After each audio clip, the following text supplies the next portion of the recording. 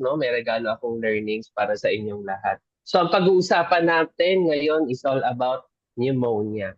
Okay, very common, nakikita natin, na-encounter natin sa mga kamag-anak natin, kaibigan. So, ngayon, aalaman natin ang additional info about sa sakit na ito. Okay, so ang story ko, okay, I believe na rinig nyo na. So, amazing story. Tuloy lang natin ang mga products, okay? So, once in our lifetime, siguro makaka-experience tayo magpa-x-ray. And may mga findings na ganito lumalabas, no? Na kung saan babasahan tayo na there is a possibility of pneumonia. Although hindi sure, no? And ang problema sa ganitong findings na ito is that ang nagbasa, hindi naman na-interview ang pasyente or yung nagpa-x-ray, and they just rely sa kung ano yung nakikita nila sa picture. Pero ang naiiwan nito sa pasyente ay nag-iisip, nag-aalala, meron ba talaga ako nito o wala?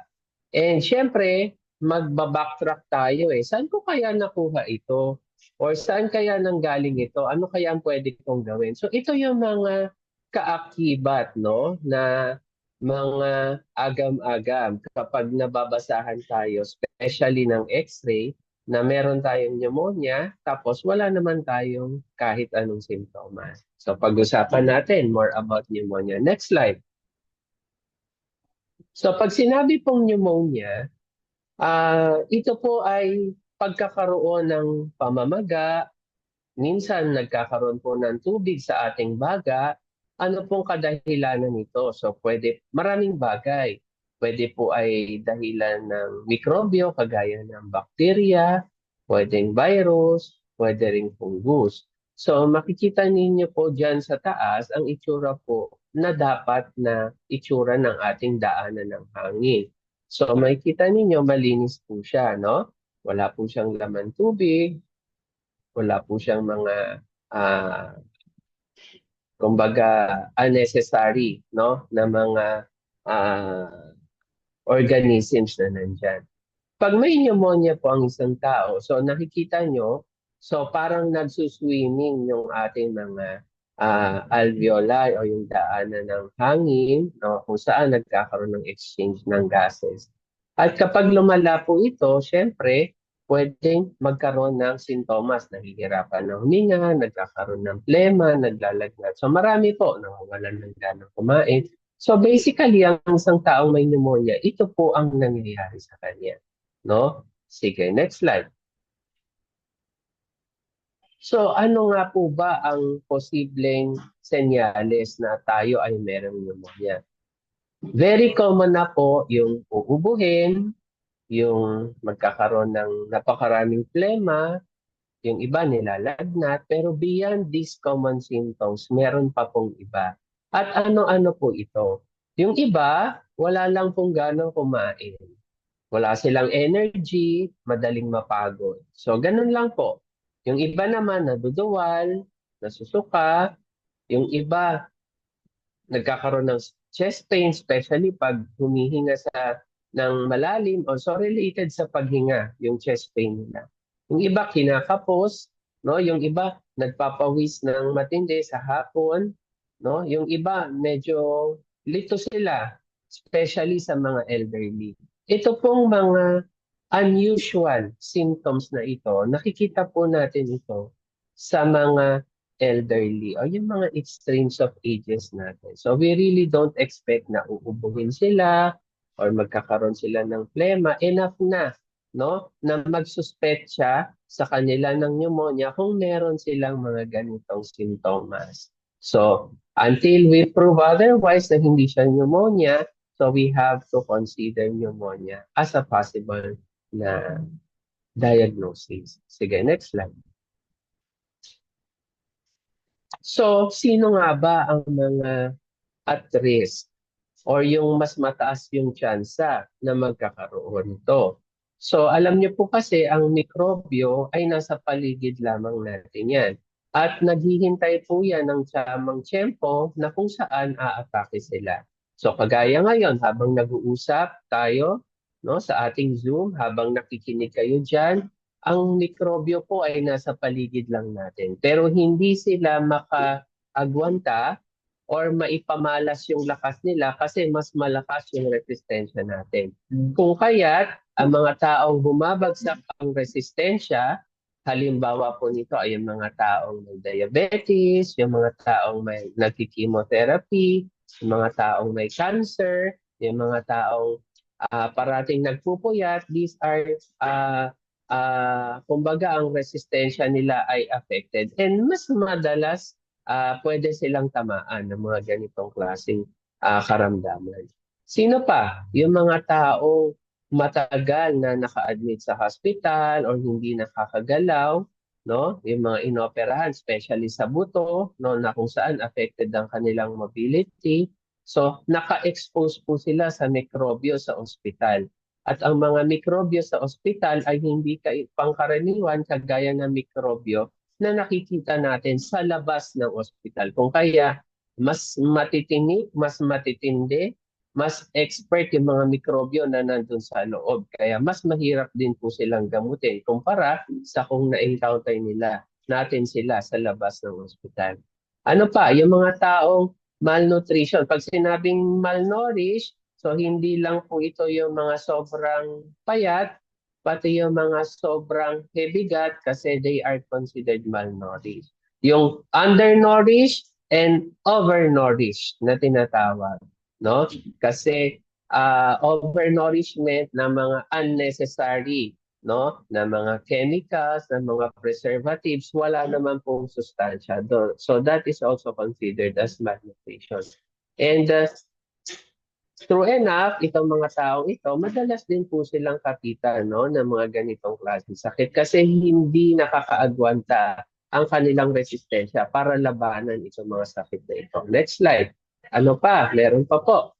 So, kasali rin sa mga at-risk natin yung mga elderly. Kasi alam niyo po, habang tayo nagkakaedad, so kung ang resistensya natin sa nung bata-bata tayo ay malakas pa, as we age, no, nababawasan ang ating resistensya. Kung kaya't kailangan, mag-take tayo ng mga supplements, no, nag-engage tayo sa mga activities fit for our age.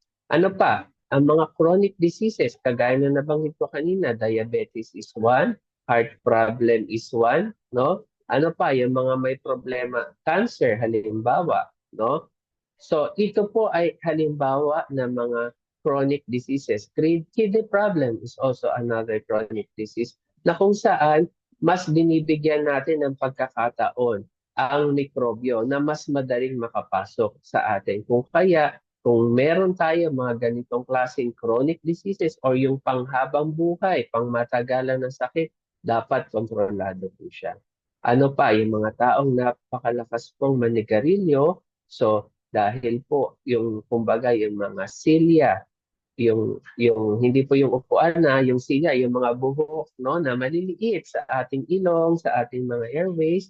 So siya po ang nagiging gabay, no, o walis para alisin, palabas yung ating mga mikrobyo. Pag pumasok siya, siya po yung magwawalis palabas. So sa patuloy na paninigarilyo, ang nangyayari po ay namamatay po itong mga maliliit na buhok na ito sa ating mga airways or yung silya at nababawasan po yung protection natin laban sa mga mikrobyo na ito. Next slide.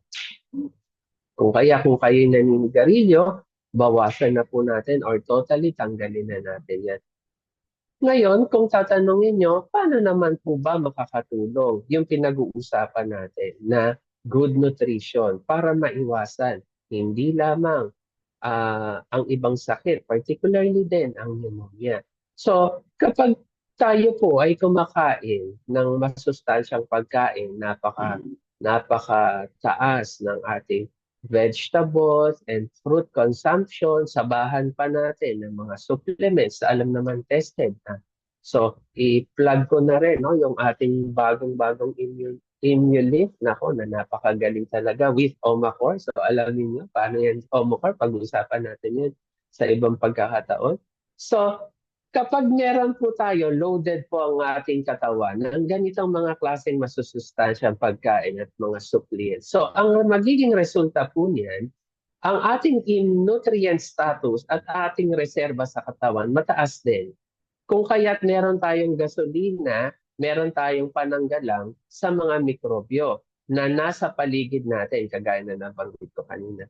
At dahil may continuous gasolina tayo to promote ang ating immunity na mag-function siya ng maayos, hindi siya aantok-antok, hindi siya mabagal kumilos dahil kumbaga parating full tank tayo with good nutrients. Maganda rin yung response ng ating resistensya kung may kalaban na gusto mag-invade sa katawan natin. At kung maganda ang ating resistensya, therefore, mas maganda ang ating depensa against dito sa mga infection natin. Kung maganda ang depensa, hindi tayo magkakasakit, hindi tayo magpapa-hospital, hindi tayo pupunta sa ER, hindi tayo mag-antibiotic. In short, hindi tayo mapapagastos ng gusto dahil napakagastos magkasakit. So para hindi tayo mapagastos, kailangan iwasan na natin, i-prevent na natin by providing our body with the best nutrient available in the market. No? Okay, next. So, kung sakali hindi intindi ng maayos ang pneumonia, kung ipapawalang bahala po ng isang pasyente, tatlong bagay lang po ang pwedeng puntahan. Una, ang infection po na ito ay pwedeng kumalat sa buong katawan, pwedeng kumalat sa ibang organs like your liver, your kidney, even sa brain, pwede rin po. No? At hindi lang po yun na baga, infection sa baga, lilipat sa ibang parte ng katawan, kundi yung ibang organs, tatamaan naman yung baga. So pabaliktad naman, pwede rin po yun. At kapag iba-iba na pong organs, marami na pong organ system ang napapahama. Ang tawag po dito ay sepsis. Very rare po ito but napaka-seryosong komplikasyon dahil kapag hindi po ito naagapan, very minimal ang chances na pwedeng masurvive ng pasyente or makalusot siya outside of sepsis.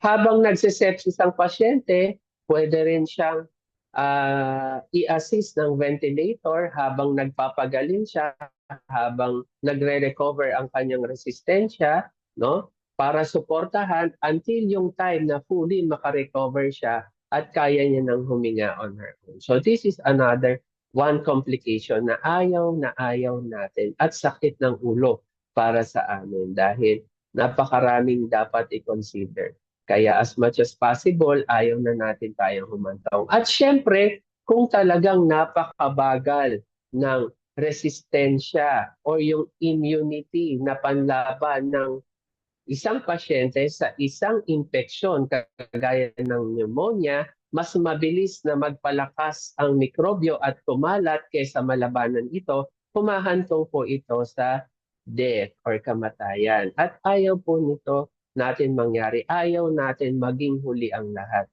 Kung kaya nga po, kung may kakilala tayo, particularly ang mga elderly, ito po ang mga tinatamaan ng mga pneumonia.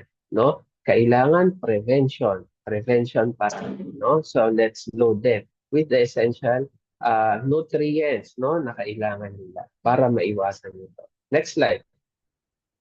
So ano pa? Ano pa bang meron?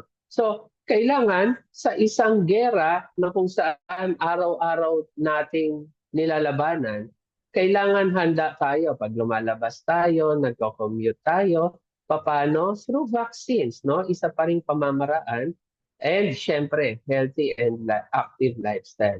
Dahil kung meron tayong healthy and active lifestyle, meron tayong enough vaccines, meron tayong enough no na sandata panglaban dito sa mga small time na mga mikrobyo na ito. Kumbaga, okay? Next slide.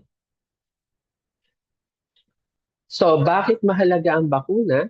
Ang bakuna simply protects us against serious infection. So, kumbaga, ini-introduce ang mikrobyo sa ating katawan ng maliliit na dose at tayo kinikilala natin or ine-examine ang kanilang component para makagawa tayo sa ating factory ng enough na sundalo panlaban against sa kanila pag na-encounter natin sila in the future. So, para mas ma-outnumber natin sila. So, hindi sinasabi na 100% hindi na natin pwede magkaroon ng pneumonia. So, hindi po ganun yun. Ang sinasabi natin, ang isang taong nabakunahan ng anti-pneumonia ay possible pa rin magka-pneumonia, pero kung magkaroon siya, ay masyado ng madali para sa katawan niya na labanan ito. Kumbaga chicken na lang or maning-mani sa kanya, no? Pag natamaan siya nito dahil meron siyang bakuna. Kumpara sa taong walang bakuna at nagkaroon siya ng pneumonia, pwede siya yung pasyente na nauuwi sa sepsis, nauuwi sa ventilator at eventually nadadala, no, sa sementeryo. So ayaw natin yun. So mahalaga, kung wala tayong bakuna, magpabakuna rin tayo aside, no, from the active and healthy lifestyle. Next slide. So, ang dami nating pagpipilian. So, kung hindi tayo sigurado doon sa mga kinakain natin sa labas, ito ang sigurado na magbibigay ng good nutrition po para sa atin. So, nandyan lang sa mga drawers, no, natin. So, i-take natin consistently, regularly. Meron itong 30% healthy fats, protein, and carbohydrates, no, treated for our daily needs. At dahil dyan talaga naman napakaganda sa katawan nito, we have been recognized as a super brand in the Philippines. At next slide, hindi lang sa Philippines dahil kinikilala tayo as #1 in the world when it comes to meal replacement and protein supplements, weight management and well-being, and active and lifestyle nutrition. So #1 tayo dito sa mga category na ito. Kaya wag natin ipagwang lang bahala, wag natin tipirin ang ating health dahil mas mahal magkasakit. Kaya with that, thank you for being with us. Thank you for listening and let's stay healthy together. See you again next time. Back to you po. Wow naman, grabe. Na marami po ba